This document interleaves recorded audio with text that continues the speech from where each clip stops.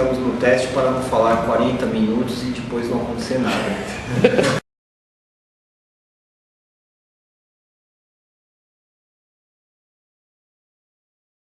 Bom, eu estou aqui com o Emerson para gravar a nossa segunda aula sobre o ciclo do Proust, e o que eu diria já de imediato, já de inicial, é que para as pessoas assistirem aos encontros, não é, na ordem, ou seja, primeiro a introdução, depois a aula, essa aula agora, e por aí vai, como as pessoas devem ler também os livros do Proust na ordem em que eles foram sendo publicados, porque senão perde um pouco a coerência do trabalho, né? Pode perder bastante da força também. Com relação a como a gente está fazendo aqui, utilizando a tecnologia, enfim, as pessoas obviamente não podem fazer perguntas, mas a gente tinha combinado de que a pergunta seria feita lá nos comentários do YouTube. Se eu não me engano, houve uma de uma pessoa que perguntou sobre a tradução, não é?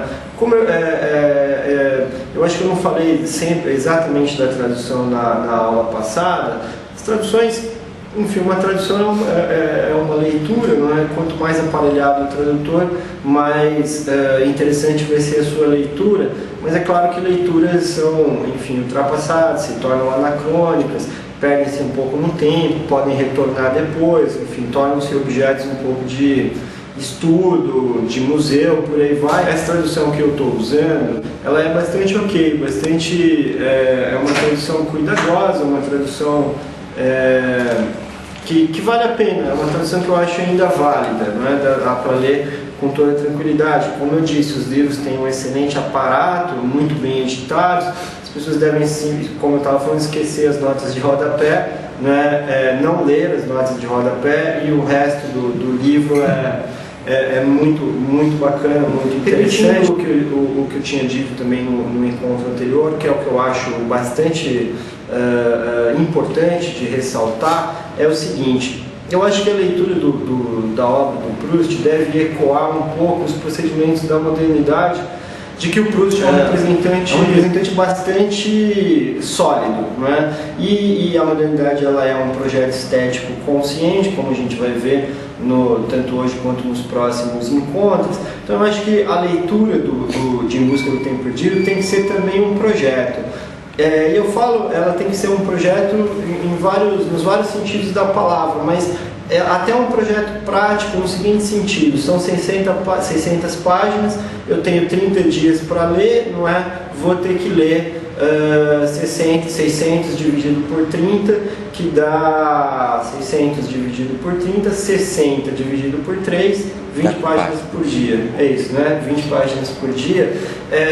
Eu acho isso, a primeira vez que eu li Em Busca do Tempo Perdido, eu li assim, não é? Eu estava de férias na Unicamp, onde eu estudei, e eu fiquei 3 meses mergulhado num projeto de leitura de todos os 7 volumes. Agora eu estou relendo para o projeto desses encontros, não é?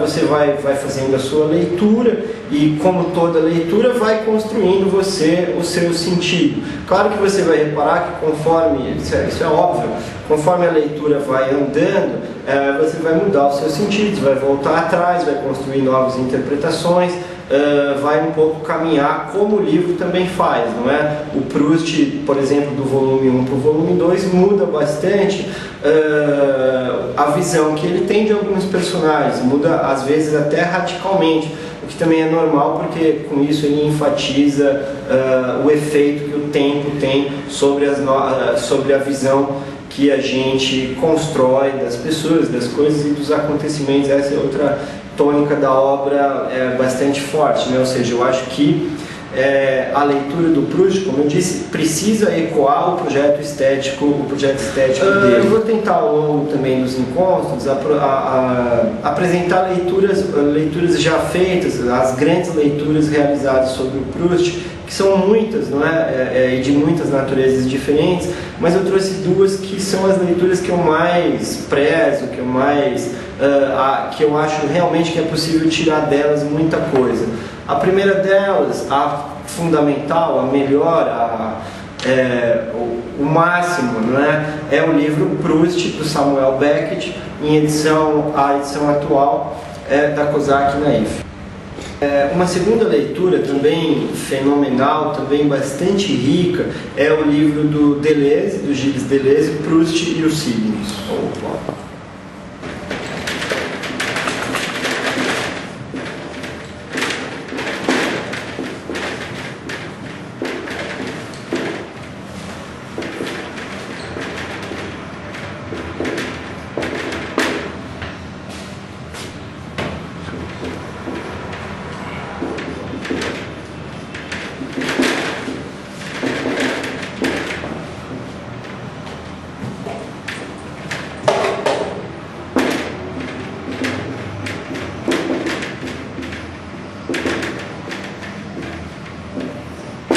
Editor. Enfim, como todas as leituras, tanto a leitura do Beckett quanto do Deleuze são leituras também orientadas e interessadas, e que é o que tem de mais interessante nelas. A leitura do Beckett, por exemplo, ela foi feita pouquíssimo tempo depois dos livros do Proust, ter acabado, ter publicado uma parte grande da obra, pouco tempo depois do Proust ter morrido. Se eu não me engano, o livro a leitura do Beckett de 1931, ou seja, é um Beckett jovem, é um Beckett ainda tateando o seu próprio projeto estético e também percebendo muito agudamente e também com muita precocidade o projeto da modernidade.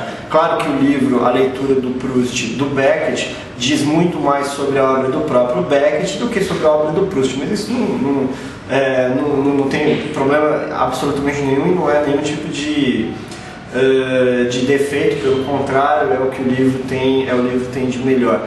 Eu não vou usar a leitura do Beckett hoje, mas ao longo dos encontros eu pretendo voltar a ela, não é?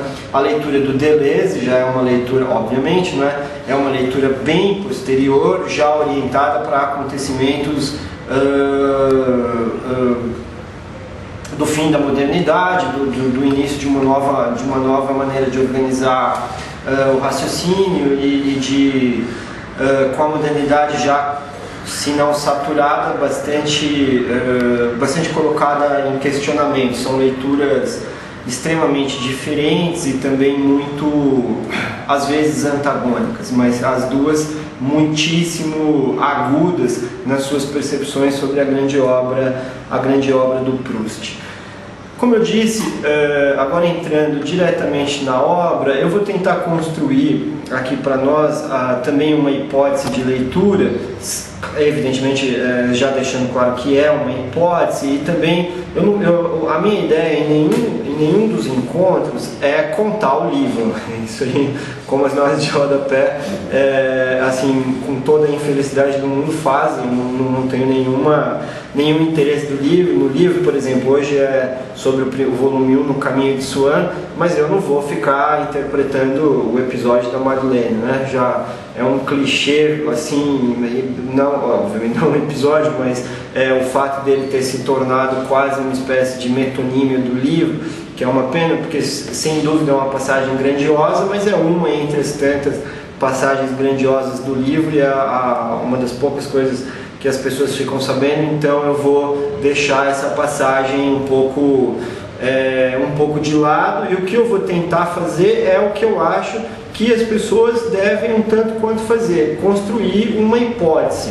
Claro, a gente pode ir aos poucos discutindo a minha própria hipótese, fazendo outras hipóteses, acumulando possibilidades de leitura, contradizendo cada uma das hipóteses, mas tentando interpretar o livro. A leitura vai ser uma leitura estética, mas sempre levando em conta as possibilidades e as derivações que esse tipo de leitura requer. Não é uma leitura isolacionista, mas com consequências em diversos campos, enfim, da interpretação, do conhecimento, das possibilidades que o leitor tem diante do texto.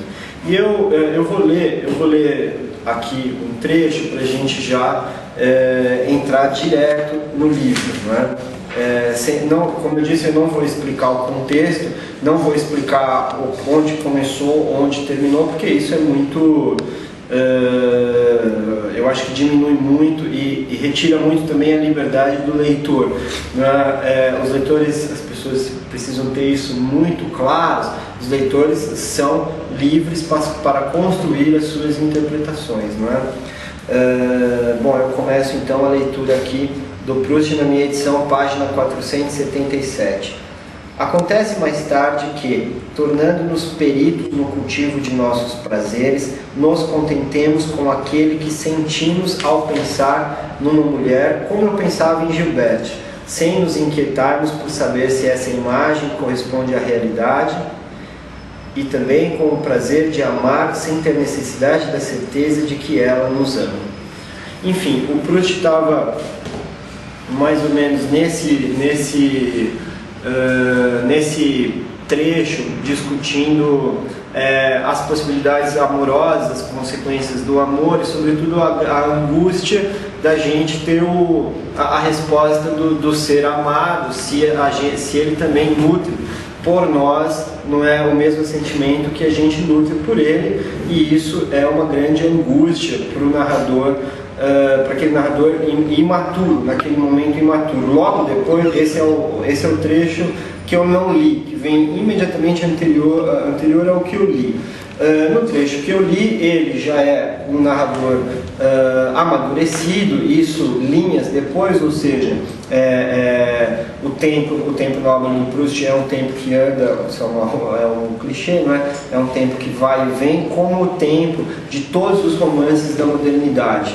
Não é? É preciso ler os livros do automodernismo, Proust, Joyce, Virginia Woolf, Gertrude Stein, tendo consciência de que o tempo ele é uma criação da nossa cabeça, portanto é algo mutável e que não tem um direcionamento lógico linear, né? O narrador, então, no trecho que eu li, ele um tanto quanto apresenta a impossibilidade ou a não necessidade de saber, da gente saber o sentimento do ser amado para a gente nutrir o nosso. Eu diria, eu construiria a hipótese de que o primeiro volume de Em Busca do Tempo Perdido, o volume No Caminho de Swann, tematizaria entre vários temas menores, colocando todos numa junção maior, tematizaria talvez a impossibilidade. Eu gostei de ler esse primeiro volume. Agora que eu reli, eu construí para mim a hipótese da impossibilidade.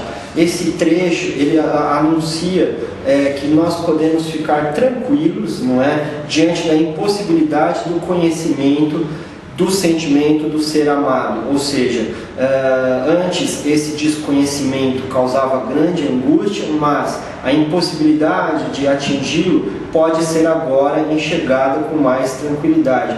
Então eu acho que o texto ele fala muito sobre a palavra impossibilidade, sobre esse conceito.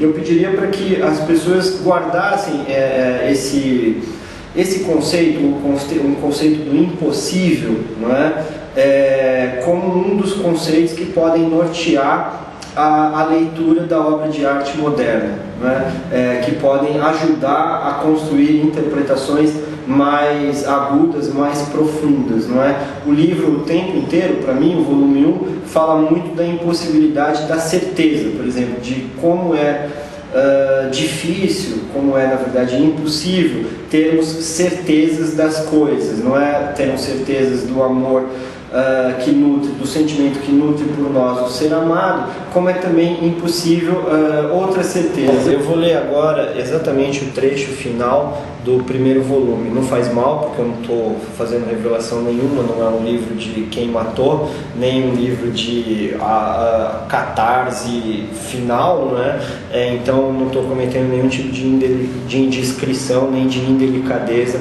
com o nosso grande autor, não é? Agora eu leio. Os lugares que conhecemos não pertencem tampouco ao mundo do espaço onde os situamos para maior facilidade. Não eram mais que uma delgada fatia no meio de impressões contíguas que formavam a nossa vida de então. A recordação de certa imagem não é senão saudade de certo instante. e as casas, os caminhos, as avenidas são fugitivos, infelizmente, como os anos. Ele diz aqui da impossibilidade que a gente tem de ter certeza sobre os lugares que a gente visitou.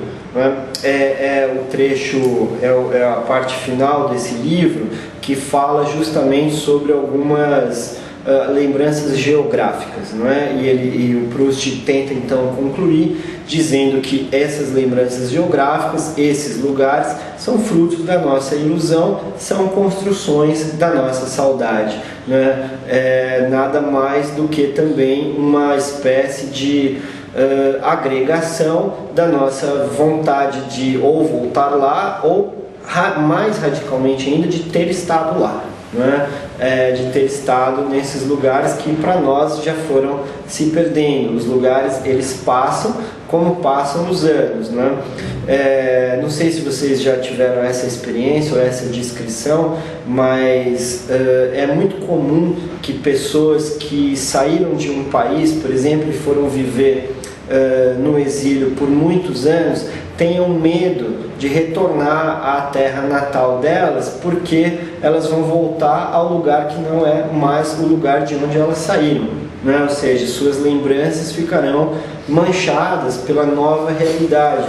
Muita gente prefere simplesmente não voltar mais, não é? Para continuar tendo a lembrança do lugar em que saiu, para continuar tendo uma lembrança que para elas é legítima e não ser assim afetado por uma nova realidade, né? Isso é um sentimento absolutamente moderno, né? Um sentimento que Proust notou muito bem, não é? Mas o fato é que se a gente for entrar no campo da hipótese da impossibilidade, não é?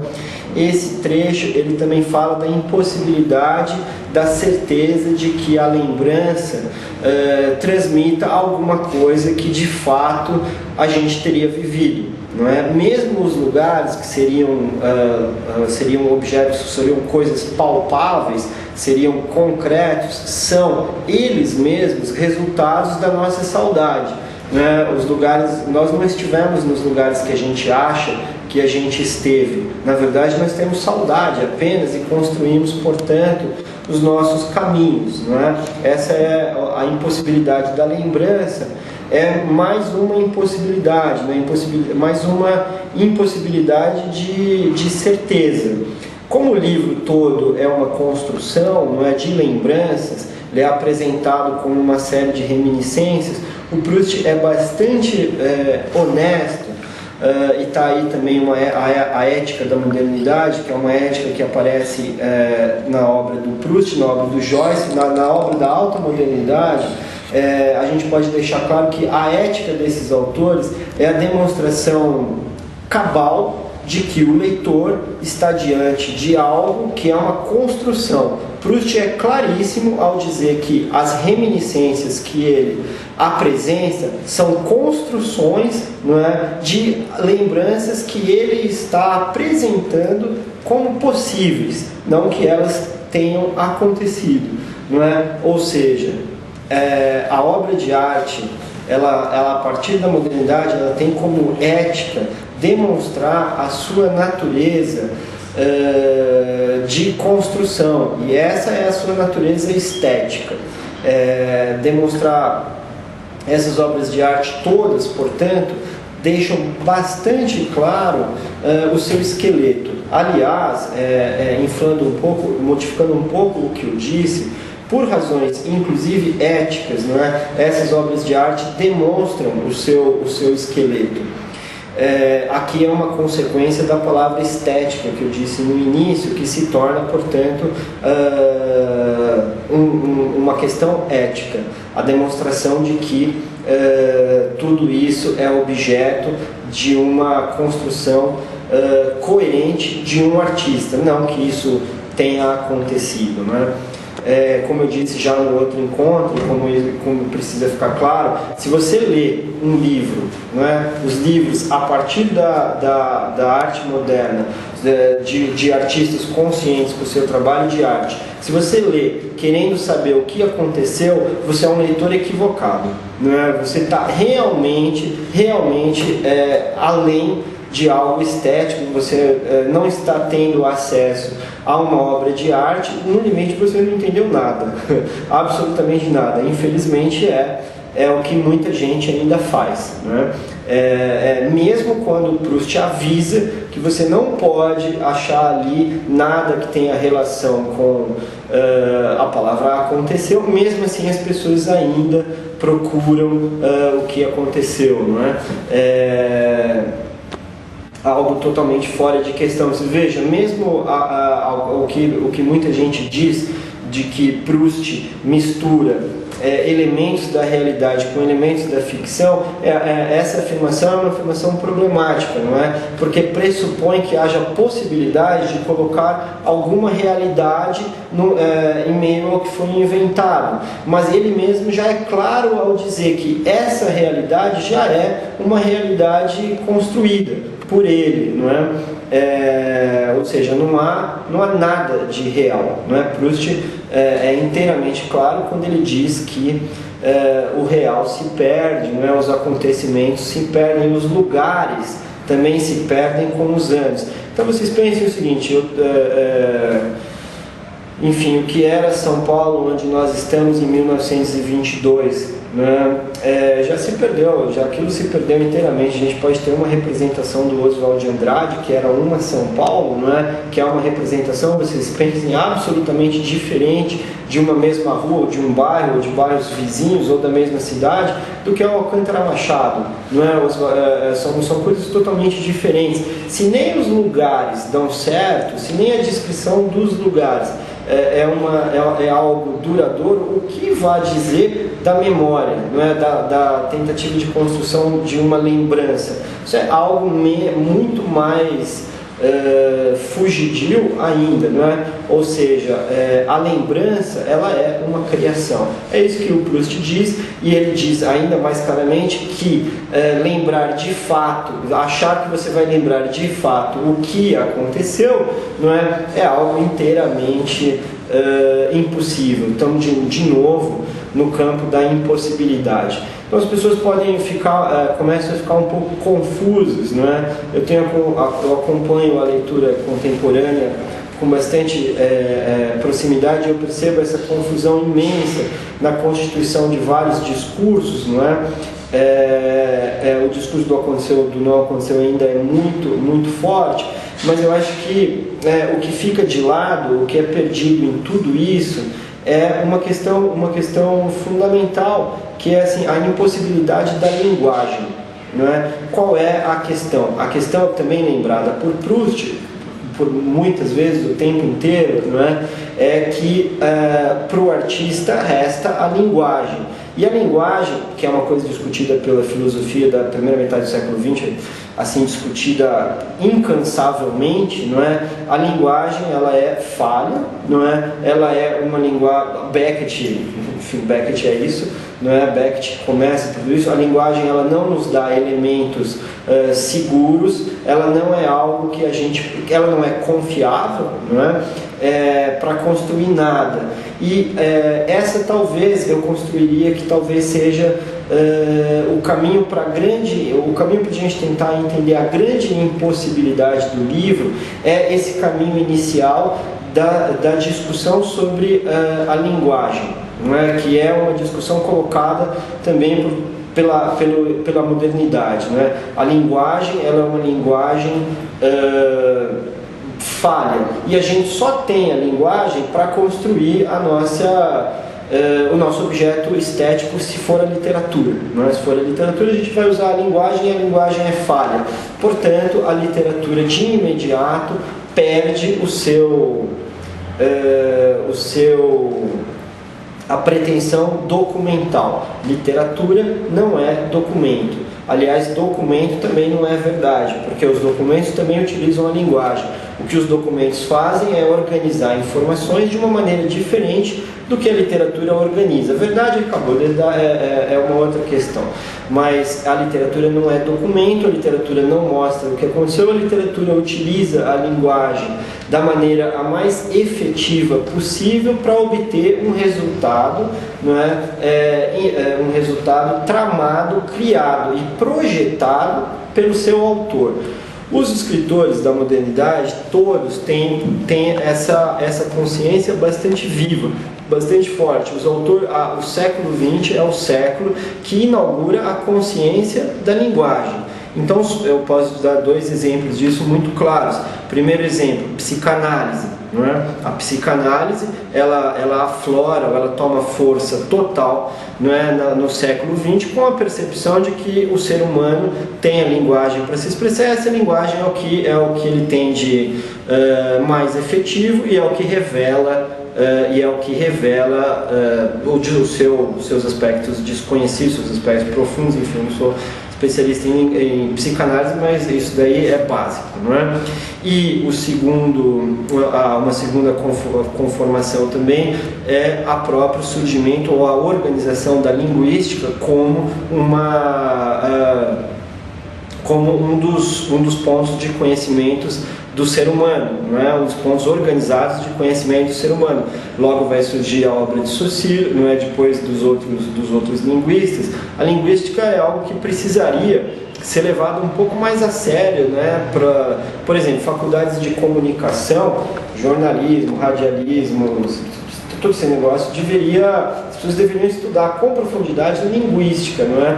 Para não sair por aí comprando a história de que o repórter ali na rua vai dizer o que aconteceu, não é?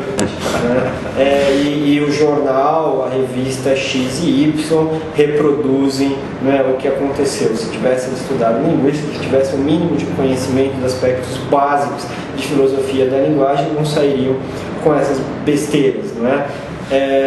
A linguística, retornando, a linguística é, portanto, uma segunda demonstração da consciência da linguagem, não é? Por isso também que demonstrar a estruturação do seu projeto é um ato também ético, não é? Um ato também ético dos autores do século XX. Qual seria, enfim, para a gente ir fechando, né, para não cansar demais as pessoas, a gente volta daqui uns 20 dias com o segundo volume, não é? Mas qual seria então a grande impossibilidade anunciada desde o início pelo Proust? Há impossibilidades menores, por exemplo, há uma impossibilidade que eu gosto muito, que o Proust faz várias vezes, que é ele descrever um sentimento que ele tem na infância, na pré-adolescência, no início da adolescência, de que ele nunca vai conseguir ser um grande escritor e que ele tem a mais absoluta e cabal certeza disso, não é? E ele já com consciência de que ele está escrevendo uma obra literária monumental, gigantesca, ele anuncia nessa obra literária extremamente bem sucedida, ele anuncia a impossibilidade que ele tem de fazer essa obra. Vejam como é uma ironia, não é? E também por trás das cortinas o que ele está tentando dizer é: vejam aí como as minhas sensações, né, as minhas memórias, as minhas lembranças, os meus sentimentos eram inteiramente falsos, não é? Esse microacontecimento eu acho fundamental, não é, para ir constituindo as lembranças, a hipótese do Proust. Mas qual seria então a impossibilidade maior do livro, que eu acho fundamental aqui? A impossibilidade maior é a impossibilidade da verdade, não é? Eu acho que essa questão ela é a central nesse livro, não é? Proust sabe que a verdade é uma construção, não é? A impossibilidade, nós não podemos falar que nós temos a verdade, não é? Nós temos a verdade. Isso é algo extremamente pré-moderno também, além de ser autoritário, ter causado grandes desgraças, não é? Nós não podemos, isso é algo anti-projeto moderno. Proust ele anuncia claramente, não é, a impossibilidade de chegarmos à verdade. Porque nós só temos a linguagem é falha, a nossa construção também é uma construção limitada. A verdade, ela é uma verdade sempre construída, sempre criada, não é, com uma série de intenções e também com uma série de limitações. Eu vou ler aqui então um trecho agora do Deleuze, que fala disso muito, mas muito melhor do que eu. Chegou nos 20 minutos. Ninguém mais do que Proust insistiu no seguinte ponto: a verdade é produzida, e produzida por ordens de máquinas que funcionam em nós, extraída a partir de nossas impressões, aprofundada em nossa vida, manifestada em uma obra. Proust cabalmente está interessado, né, em observar essa construção da verdade. Queria deixar claro também, para a gente já entrando no encerramento, de que esse projeto é um projeto complexo e, mais do que isso, é um projeto arriscado e um projeto difícil. Porque se a gente pensar na grande reação, a gente vai ver mais adiante, mas qual seria a grande reação ao projeto da modernidade? A reação inicial? A reação inicial é, evidentemente, o nazismo. O nazismo retoma e ele tenta passar os tanques, literalmente, não é, em cima, inclusive, da arte moderna, para demonstrar, para outra vez reafirmar: essa é a verdade é X, não é? E quem acha outra coisa é degenerado. Portanto, isso chegou a um estágio de... A reação à modernidade chegou a um estágio destrutivo do mais violento e radical possível, não é? Mas, e portanto também uma coisa importante dizer: essas pessoas que trazem a verdade, não é? Que nos dizem a verdade, e que passam por cima de todas essas questões modernas, questões de filosofia, de linguística, são pessoas de fato de natureza nazista. Né? Não há, por exemplo, quando um pastor quer dizer que você deva se comportar assim e não assim, porque se você se comportar do jeito que ele não quer que você se comporte, você é um degenerado, esse pastor é nazista. Né? Isso não resta nenhuma dúvida e não há grande dificuldade nisso. Precisa ser evidentemente combatido, né? sem a menor dúvida. Agora fica diminuindo, claro, o grau de impacto e de radicalidade nisso. Também a gente pode observar que muita gente externa com sinceridade e às vezes até com grande dor e com grande sentimento de perda, o quanto é difícil ler essas obras, o quanto é difícil ler Ulisses, o quanto é difícil ler Rumo ao Farol, né? O quanto é difícil ler Em Busca do Tempo Perdido. Essa manifestação, ela não é equivocada, é realmente difícil, né? Por quê? Porque é difícil conseguir viver, é muito difícil aceitar a falta de certezas, a falta de uma certeza absoluta. Uma certeza absoluta, ela traz muita tranquilidade, não é? Quando a gente vai chegar a ter consciência de que as coisas não são bem assim, nem desse jeito, nem de outro jeito, ou seja, as coisas são todas, há grandes composições a serem feitas, isso pode causar insegurança, não é? A famosa insegurança moderna. Isso pode causar estranhamento. Em muitos casos, isso pode causar repulsa aos livros, não é? Como, aliás, os quadros modernos causam imensa repulsa. Por quê? Porque se não havendo verdade, não é, o leitor ele tem que construir a dele, ele tem que fazer a sua interpretação. Segunda conclusão importante, não é? A obra de arte moderna não nos dá um sentido, ela pede que a gente construa um sentido, não é? E construir um sentido além de tudo, dá trabalho, não é? Dá trabalho. Arte como lazer é uma bobagem, não é? A arte como deleite, arte como diversão, não tem nada disso, não é? Se quer prazer, arranje um parceiro para fazer sexo e aí você vai ter prazer se der tudo certo, mas eu espero que dê, né? Você pode fazer outras coisas. Se você quer prazer, você pode viajar, você pode Você pode dar errado, mas você tem as suas chances. Agora, a arte, ela vai exigir que você construa um sentido. Construir um sentido é difícil, é complexo e também perde energia. Ainda muito mais difícil e muito mais pesaroso a arte moderna, porque o sentido que essa construção pode chegar pode ser um sentido não agradável, não é? Ou seja, pode causar transtorno, não é? Pode causar transtorno. Isso precisa ficar bastante claro para que as pessoas agora entrem nesses textos também com essa consciência, não é? Não há verdade por trás desses textos. Você vai ter que construir a sua interpretação. Enfim, eu acho que esses são os aspectos iniciais que eu queria passar nesse primeiro romance, não é? Agora fazendo o resumo didático do fim de uma aula, nós estamos em uma aula, não é? Talvez eu construa a hipótese de que Em Busca do Tempo Perdido, volume 1, é um livro que tenta tematizar a impossibilidade. Proust sabia que ele estava iniciando o leitor na sua saga, na sua grande catedral, no seu imenso projeto, e ele queria eticamente já demonstrar que esse projeto é uma construção particular dele, não é? Ele utiliza isso deixando bem claro que a memória, as reminiscências, elas são criações, elas não contam o que aconteceu, elas dependem da linguagem e a linguagem é falha, não é? Resumo final, não temos nada a ver com a verdade, estamos em outro território. É preciso ter todo esse conhecimento e começar agora a tentar achar algum tipo de segurança ou algum tipo de jogo de cintura, algum tipo de terra firme no terreno da incerteza.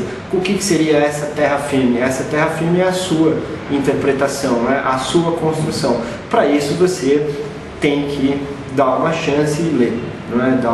Que é o que tem de melhor, ler o Proust, não é? Então, daqui a umas 2 semanas a gente volta com o segundo volume, A Sombra das Raparigas em Flor, que é bem legal.